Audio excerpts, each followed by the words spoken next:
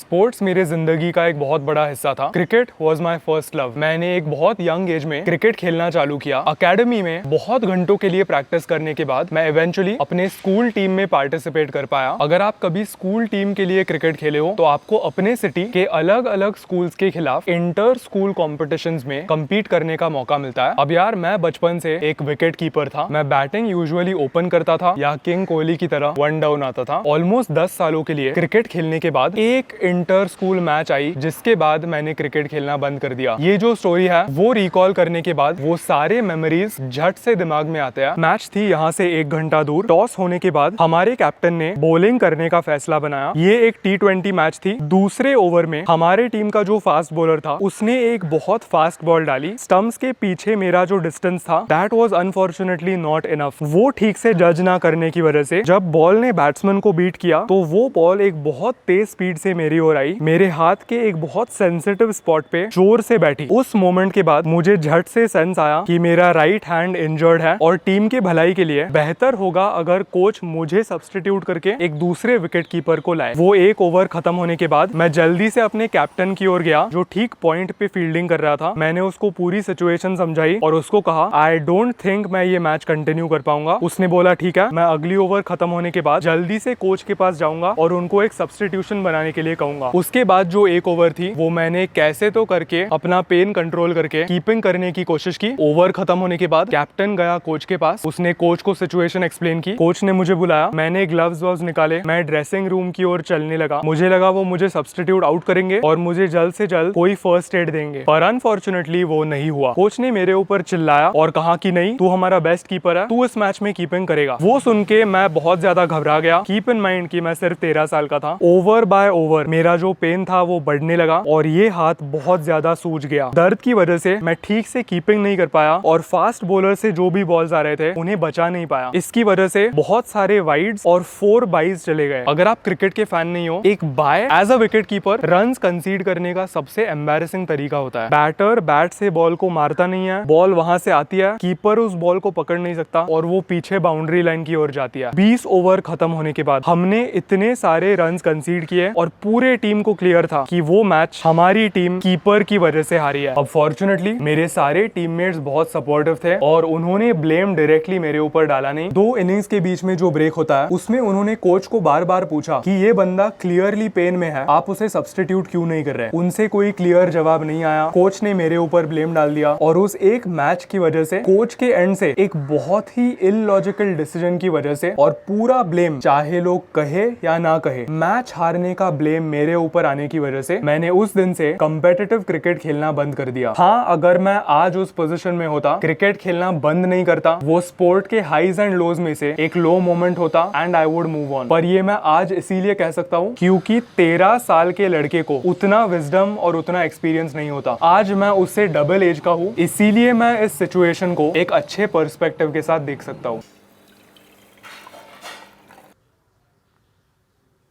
उस फेज के बाद मैंने एक फैसला बनाया, मुझे अपने विन्स और लॉसेस के लिए रिस्पॉन्सिबल फील करना है। फिर शुरू हुआ चैप्टर 2। मैंने ट्रांजिशन किया एक टीम स्पोर्ट से एक इंडिविजुअल स्पोर्ट में and I chose tennis. Tennis की कोचिंग मैंने काफी इंटेंसली की। कई सालों के लिए मैं मंडे से लेके फ्राइडे तक हर शाम को कोर्ट पे 2 घंटे बिताता था और अपने कोच के साथ 1-on-1 सेशंस करता था। यार टेनिस के जो भी मेमोरीज है वो मेरे दिल में कमाल के मेमोरीज है। बहुत मैचेस खेले, टूर्नामेंट्स खेले और इंटेंसली खुद को पुश किया। बोर्ड एग्जाम्स के दौरान 10th ग्रेड में पढ़ाई करने के लिए मैंने एक पॉजिटिव नोट पे टेनिस खेलना डिसकंटिन्यू कर दिया। टेनिस कंसिस्टेंटली खेलते हुए ऑलमोस्ट एक डेकेड हो गया है और मैं आप सबको ये कहानी इसीलिए बता रहा हूँ क्योंकि आज आर्यन का बर्थडे है। पिछले साल टोक्यो में वो फिजिक कंपटीशन खेलने के बाद जब मैं और आर्यन वापस इंडिया आए तो उसने फैसला बनाया कि उसको टेनिस प्रोफेशनली खेलना है। उस दिन के बाद से आर्यन हैजंट लुक्ड बैक। उसकी ट्रेनिंग कितनी इंटेंस है पता है? वो हर दिन कोर्ट पे 4 से 5 घंटे बिताता है, all while managing his job. आज उसका जन्मदिन होने की वजह से हम उसे सरप्राइज करने के लिए शाम को उसके टेनिस एकेडमी जाने वाले हैं और उसके ट्रेनिंग के ठीक बीचों बीच उसको विश करने वाले हैं। आर्यन के जो टेनिस कोच है ना, उन्होंने हम सब के साथ कुछ मिनी गेम्स, ड्रिल्स और छोटे छोटे मैचेस प्लान किए हैं, जिसके लिए मैं बहुत एक्साइटेड हूँ। आर्यन को ऑब्वियसली ये सब पता नहीं है, इसीलिए सबके साथ बहुत सालों के बाद टेनिस कोर्ट पे जाके बहुत मजा आने वाला है। और बाय द वे, एक साइड नोट पे, अगर आप इस चैनल के ओजी व्यूअर हो तो आपको पता होगा 2021 साल में जब मैं 10 दिनों के लिए दिल्ली गया था, तब हम सब एक संडे को स्पोर्ट्स कॉम्प्लेक्स गए थे। द रीजन कि मैं यूट्यूब पे इतने सारे सालों से टेबल टेनिस में सबकी बैंड बजाता हूँ ना, उसका रीजन यही है। रैकेट स्पोर्ट्स खेलते हुए 10 साल हो गया है, पर जो भी मसल मेमोरी है उसकी वजह से मेरे लिए बैडमिंटन और टेबल टेनिस बहुत ही आसान गेम्स है। इन माय ओपिनियन, अगर आप रैकेट स्पोर्ट्स को लोगे तो टेनिस सबसे मुश्किल है। सिर्फ स्किल बेस्ड मुश्किल ही नहीं, पर एंड्योरेंस, स्टैमिना और आपके बॉडी पे जितना प्रेशर आता है, उन सारी चीजों को अगर कंसिडर किया, tennis is at the top. तो मैं वहां पे शूट कर रहा था, ठीक है, कैमरा देखो, और मुझे ये लोग मिले मेरे ही सोसाइटी में, सब जेई की पढ़ाई कर रहे हैं। 12th में हो?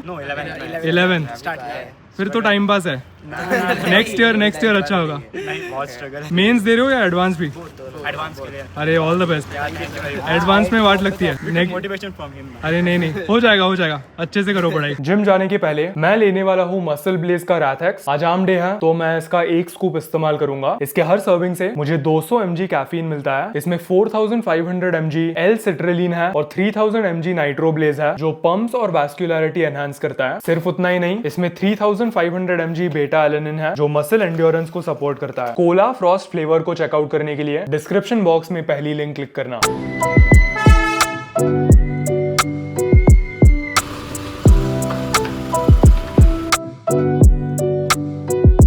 स्वागत है आप सभी का आज के आर्म वर्कआउट में। आज आर्म्स ट्रेन करने के लिए मैं एक और बार नाइट्रो जिम आया हूँ। जैसे मैंने 2 वीडियोस पहले बोला था, जब तक 4 डे स्प्लिट के सारे 4 ट्रेनिंग सेशंस खत्म नहीं होते, तब तक मैं एक मेंबरशिप नहीं लेने वाला। इस जिम में आने का एक और एडवांटेज है कि मैं अपने पापा के साथ जिम आ सकता हूँ। पापा फिलहाल हफ्ते में 3 बार आके ट्रेनिंग करते हैं। उनके लिए मैंने एक बहुत अच्छा फुल बॉडी प्रोग्राम बनाया है। बहुत ही सिंपल और मिनिमलिस्टिक है। हेड टू टो बॉडी के सारे मेजर मसल ग्रुप्स इससे टारगेट होते हैं। एंड आई ट्रूली बिलीव कि एक ओल्डर इंडिविजुअल के लिए इस टाइप का ट्रेनिंग अप्रोच, जो बहुत सेफ और मशीन बेस्ड है, ये बेस्ट अप्रोच है। जब हम सब छोटे थे तब हमारे स्कूल और एजुकेशन की रिस्पॉन्सिबिलिटी पेरेंट्स के ऊपर थी। चाहे हमें स्कूल जाने का मन करे या नहीं, वो हमें स्कूल भेजते थे। आई ट्रूली बिलीव कि जैसे हमारी एज बढ़ती जाती है और हमारे पेरेंट्स 60 के पास आते जाते हैं, तब रिस्पॉन्सिबिलिटी का जो रोल है वो फ्लिप होता है। अगर आप अभी मेरे एज के हो, यानी 25 के आसपास हो, तो I am sure you realise that your parents are getting old. इस एज में आपके पेरेंट्स की हेल्थ और फिटनेस की रिस्पॉन्सिबिलिटी आपकी है। इसीलिए अगर आप ये वीडियो देख रहे हो, आई एनकरेज यू कि अपने पेरेंट्स को जिम जाने के लिए पुश करो। स्टार्टिंग में जिम के लिए उनके और बहुत रेजिस्टेंस होगा, पर धीरे धीरे कीप ट्राइंग और 1-2 सालों के बाद आई थिंक वो कन्विंस होंगे and start taking them to the gym. उससे ब्यूटीफुल फीलिंग कोई हो नहीं सकती।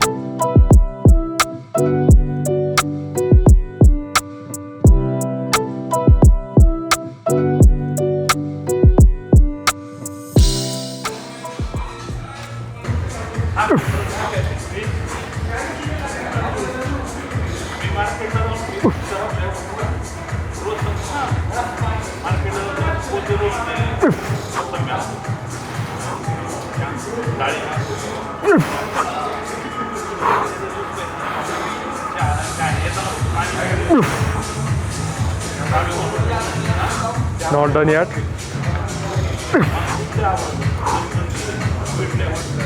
दो और।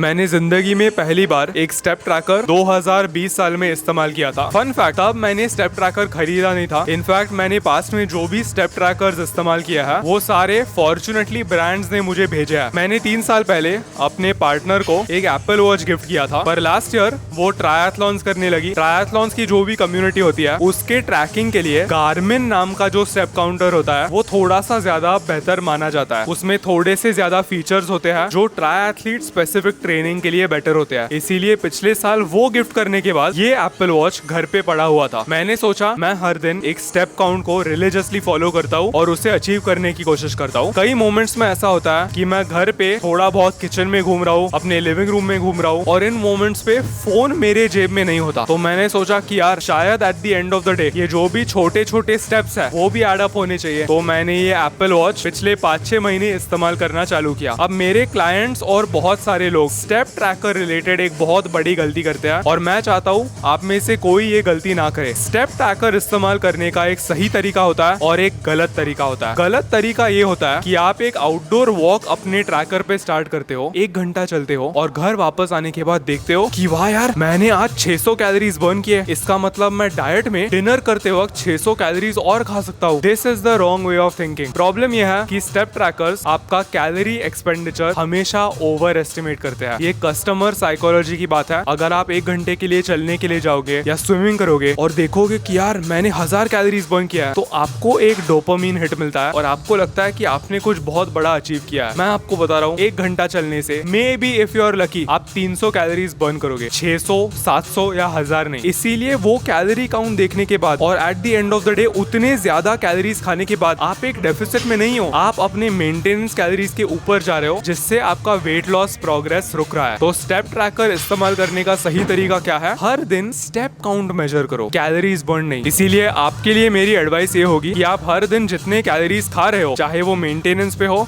या एक स्लाइट डेफिसिट में हो, उतने ही खाओ। आपका वॉच देखने के बाद वो कैलोरीज बढ़ाओ मत। तो कांस्टेंट कैलोरीज प्लस एक कांस्टेंट स्टेप काउंट, ये दोनों मैट्रिक्स ट्रैक करने से आप week after week, month after month एक डेफिसिट में रहोगे और अपना वेट लॉस कंटिन्यूड रखोगे।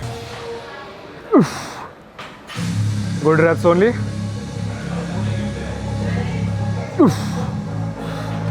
Slow negative, deep stretch,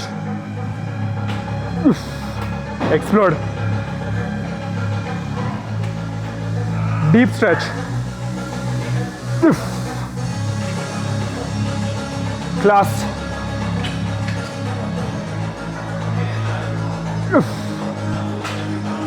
not done yet, एक और है,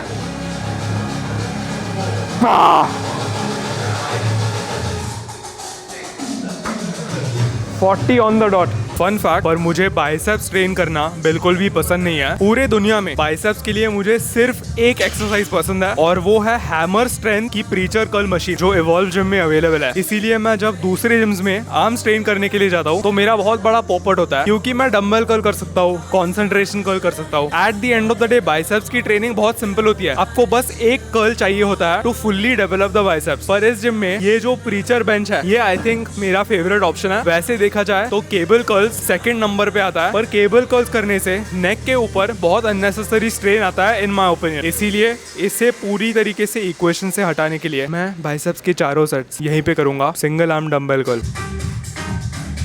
गुड रेप्स ओनली।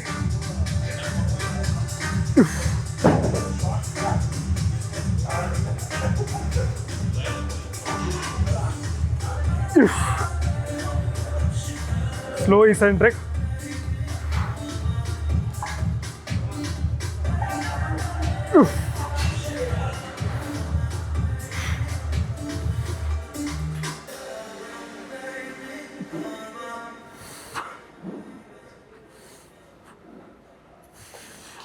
मेरे अलावा और कितने लोग पॉडकास्टर से तंग आ गया। ऐसा लगता है कि 2026 में हर दूसरे इंसान के पास एक पॉडकास्ट है। मुझे पता है प्रॉब्लम क्या है। अगर एक यूट्यूबर या फेमस आइडेंटिटी पॉडकास्टर बनने के पहले कुछ है ना, फिर अगर वो पॉडकास्ट चालू करता है तो आई हैव नो प्रॉब्लम। पर कोई भी अननोन इंसान हर दूसरे वीडियो में पॉडकास्टर बन रहा है, आई फील लाइक पॉडकास्टर की खुद एक आइडेंटिटी होनी चाहिए। अगर आपकी खुद की आइडेंटिटी नहीं है तो आपका चैनल और आपका पॉडकास्ट सिर्फ आपके गेस्ट की वजह से फेमस है। अगर मैं वैसे पोजीशन में होता तो मुझे डीप डाउन अच्छा बिल्कुल नहीं लगता, क्योंकि मुझे डीप डाउन ये पता होता कि मेरे जो भी नंबर्स है, जो भी स्टैटिस्टिक्स है, वो मेरी वजह से नहीं है, वो मेरे गेस्ट की वजह से है। और उस विचार से एक टाइप का प्रेशर क्रिएट होता है कि अगर कल मेरे शो पे कोई गेस्ट नहीं आता तो मैं क्या करूंगा। Best example of a successful podcaster is Ranveer. और मैं ये इसीलिए नहीं बोल रहा क्योंकि मैं उसका दोस्त हूँ और मैं उसके पॉडकास्ट पे जा चुका हूँ। मैं ये इसीलिए कह रहा हूँ क्योंकि एक पॉडकास्टर बनने के पहले उसकी खुद की एक आइडेंटिटी थी। वो एक एस्टैब्लिश्ड यूट्यूबर था जिसने उसके बाद एक्सपैंड करके एक पॉडकास्ट चालू किया। मुझे 2026 में हर दूसरे दिन पॉडकास्ट रिक्वेस्ट आते हैं, पर मैं थोड़ा सा बायस्ड हूँ और इसी रीजन की वजह से मैं आज तक सिर्फ एक सोलो पॉडकास्टर के पॉडकास्ट पे गया हूँ। पर बाकी जो भी इन्विटेशंस है, आई फील लाइक मुझे उस कॉन्वर्सेशन से कुछ मिलेगा। अगर आप ये वीडियो देख रहे हो और आपको फ्यूचर में पॉडकास्टर बनना है, आई थिंक उसके पहले कुछ बनो, अपनी खुद की आइडेंटिटी एस्टैब्लिश करो एज एन इंडिविजुअल, फिर जाके आप कुछ भी कर सकते हो। 75 kg body weight, physique check, अभी भी रीबिल्डिंग चल रहा है ऑफ कोर्स। ओह वाह, मुझे अपने आंखों से आर्म सेपरेशन दिख रहा है।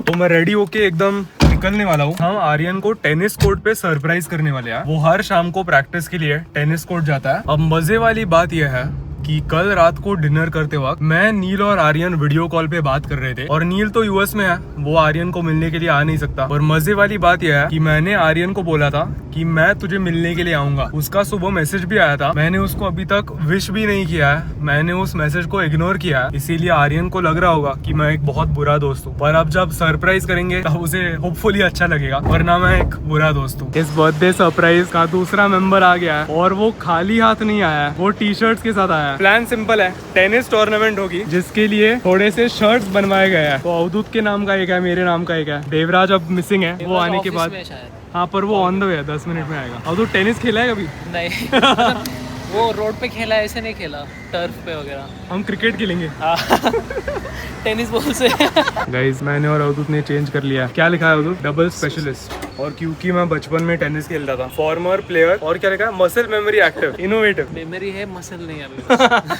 गाइस, यहाँ कोर्ट पे मिनी गेम चल रहा है। उस साइड पे 2 लोग हैं, इस साइड पे जो इनके खिलाफ 2 पॉइंट स्कोर करते हैं वो स्विच होके वहाँ पे जाएंगे। यहाँ पर आर्यन रैकेट कैसे पकड़नी है ये सिखा रहा है। अवधूत ने बहुत छक्के मारे अब तक। 6 आउट है यहाँ पे। 6 आउट है। ये ओह शॉट।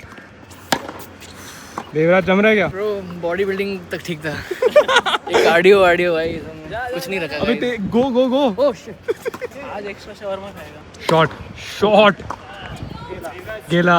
ओए ये गया शॉट यार। अब ऐसे खड़े हो जाओ। अब आपको ऐसे भागना है, इस तरफ और आप इस तरफ, रैकेट छोड़ दो। गो। ये वाला भी नहीं करेंगे। Guys, Saket has come out of retirement Aryan को हराने के लिए। ये देखो,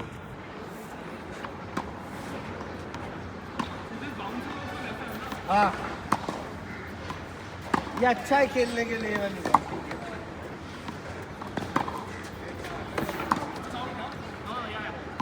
no out right, just continue.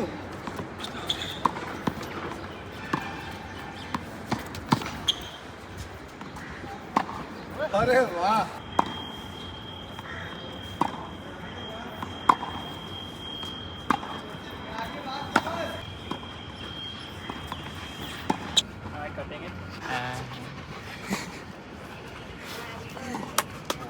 Happy birthday to you.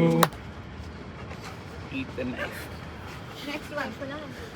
2 घंटे टेनिस खेलने के बाद पसीना इतना आया है कि ये टी शर्ट ड्रेंच हो चुका है। मैं सबसे पहले आर्यन के कोच संजय सर को थैंक यू कहना चाहूंगा, क्योंकि उनकी वजह से और उन्होंने ये पूरा सेलिब्रेशन प्लान करने की वजह से मुझे पता नहीं कितने सालों के बाद टेनिस खेलने का मौका मिला। लास्ट मैं 2022 साल के जुलाई में आर्यन के साथ ही कोरिंथियंस क्लब में टेनिस खेलने के लिए गया था। एक तो टेनिस यार, बचपन के जो भी स्पोर्ट्स होते हैं ना, अगर आप उन स्पोर्ट्स को लेके थोड़े भी सीरियस थे तो उस स्पोर्ट से एसोसिएटेड जो स्किल होता है वो आपके न्यूरोलॉजिकल सिस्टम में बैठ जाता है। और वो स्किल चाहे आप 30 साल के हो या 50 साल के हो, जब आप वापस वो स्पोर्ट खेलते हो ना तो वो ऐसे वापस आता है। इसी को हम मसल मेमोरी कहते हैं। अगर आप में से कई 10 साल की उम्र तक क्रिकेट खेलते थे, फिर आपने क्रिकेट खेलना छोड़ दिया, और मैं सिर्फ गली क्रिकेट, सोसाइटी क्रिकेट की बात नहीं कर रहा, अगर आप अपने स्कूल टीम के लिए खेलते थे और अगर आप 15 सालों के बाद वापस क्रिकेट खेलोगे तो वो जो भी टेक्निक है, वो जो भी स्किल है, वो हर एक बॉल के बाद, हर एक रैली, टेनिस के केस में हर एक रैली के बाद वापस आता है। तो सबके ग्रुप गेम्स खत्म होने के बाद मैंने आर्यन के साथ कई 1-on-1 रैलीज खेले। उसकी तो लेवल अब बहुत ऊपर चली गई है, वो हर दिन कोर्ट पे 4 से 5 घंटे बिताता है, तो उसका प्रोग्रेस देखने में बहुत ही बढ़िया लगा। और फिर मैंने एकदम एंड में केक कटिंग होने के बाद आर्यन के कोच के साथ भी 1-on-1 रैली खेली। और वो रैली खत्म होने के बाद ना उन्होंने मुझे कहा कि यार पोटेंशियल बहुत है, और उनको इन पर्टिकुलर ना मेरी विल पावर बहुत ज्यादा पसंद आई, तो उन्होंने एकदम आग लगा दिया। अब मुझे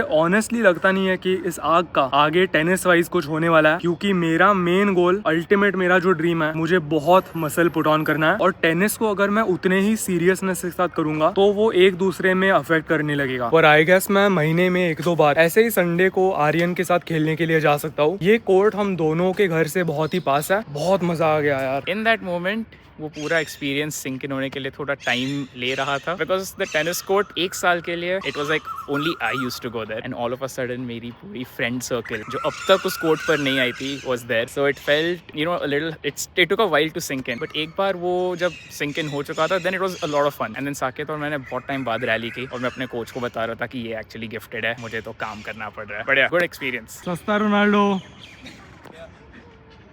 पुणे का रोनाल्डो।